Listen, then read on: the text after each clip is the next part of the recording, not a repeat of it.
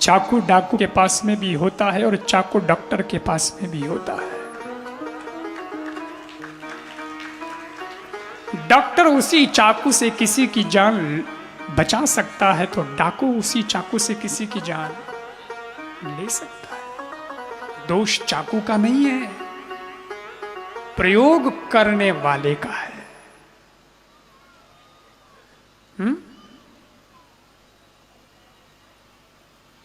Police के पास में pistol होती है, बंदूक होती है। बंदूक लेना तो आसान है, लेकिन साहब बंदूक किसको दी जाए ये निर्णय करना बहुत मुश्किल हो जाता है। इसीलिए तो पिस्टल का लाइसेंस बहुत मुश्किल से मिलता है और बहुत महंगा मिलता है, लाखों रुपए लगते।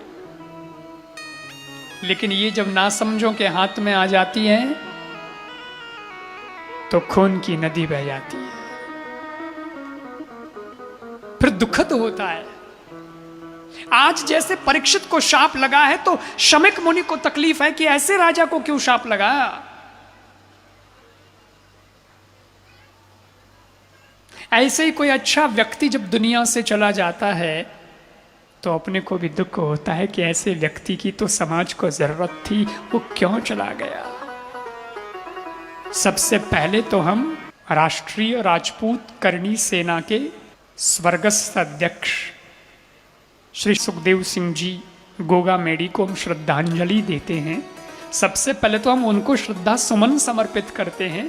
एक अच्छा व्यक्ति था, समाज को जागरूक करने वाला व्यक्ति था। उनको श्रद्धा सुमन तो है ही, लेकिन श्रद्धा सुमन से ही बात नहीं बनेगी। उन अपराधियों को भी दंड तगड़ा मिलना चाहिए जिन्होंने ऐसा दुस्साहस किया।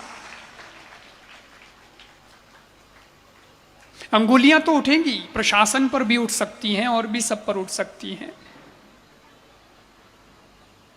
बहुत गहराई में जाओगे तो लगेगा कि उन जवान लड़कों को भी संगत कैसी मिली होगी जिनके हाथों में अभी पढ़ने की किताबें होनी चाहिए थी, जो पढ़ लिख करके नौकरी में होते, जो पढ़ लिख करके आईएएस या आईपीएस बनते।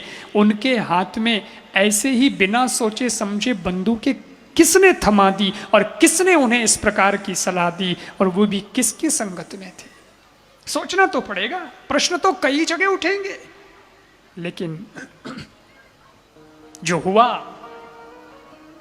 वो रिपीट नहीं होना चाहिए, वो दोबारा नहीं होना चाहिए। कभी कभी लगता है जब ऐसे प्रतिष्ठित व्यक्ति की जान अगर खतरे में है तो आम आदमी का क्या, फिर उसके तो बेचारी की जिंदगी का कुछ मतलब ही नहीं रह गया, कोई वैल्यू नहीं रह गई। अच्छे लोगों की तो समाज को आवश्यकता है, और निश्चित रूप से जब अच्छे लोग आते हैं तो बुरे लोग भी उनके पीछे पड़ जाते हैं।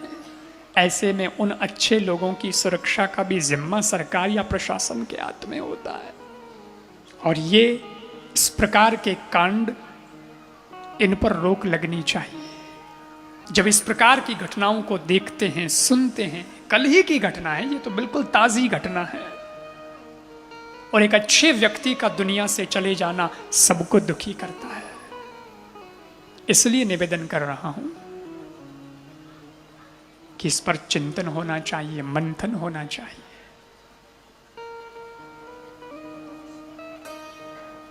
और समाज किस दिशा में जा रहा है ये बड़ों को भी, बुजुर्गों को भी सोचना तो चाहिए कि हमारे बच्चे क्या सीख रहे हैं, क्या कर रहे हैं।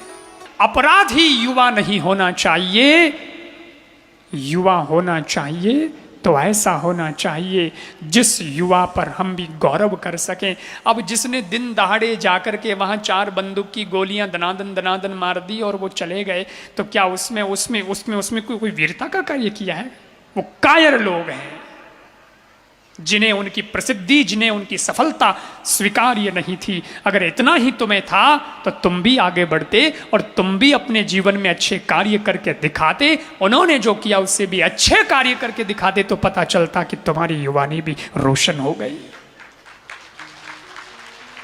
मैं तो बहुत बोलता हूं युवाओं की, जब बात करता हूं तो मैं कहता हूं कि युवानों, तुम्हें तुम्हारी जवानी दिखानी हो ना तो अपने घर में बूढ़े माँ बाप की सेवा करके जवानी दिखाना। बहुत ज्यादा ही जवानी तुम्हारी है तो देश की सेवा करके दिखाना। सीमा पे जाओ ना, वहां जाकर के आप सेना की ट्रेनिंग लो, सेना की ट्रेनिंग लेकर के सीमा पे जाओ और वहां जाकर के आतंकवादियों पर गोलियां चलाओ, तो माना जाएगा कि तुम्हारी जवानी सार्थक है।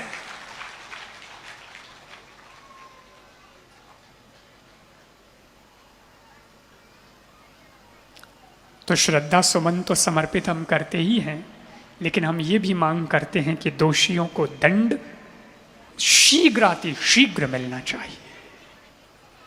और समाज में इस प्रकार का जो माहौल बन रहा है खराब, वो शांत होना चाहिए और एक सही दिशा में हमारा समाज और हमारी युवा पीढ़ी जाए, ऐसी मेरी गुजारिश है।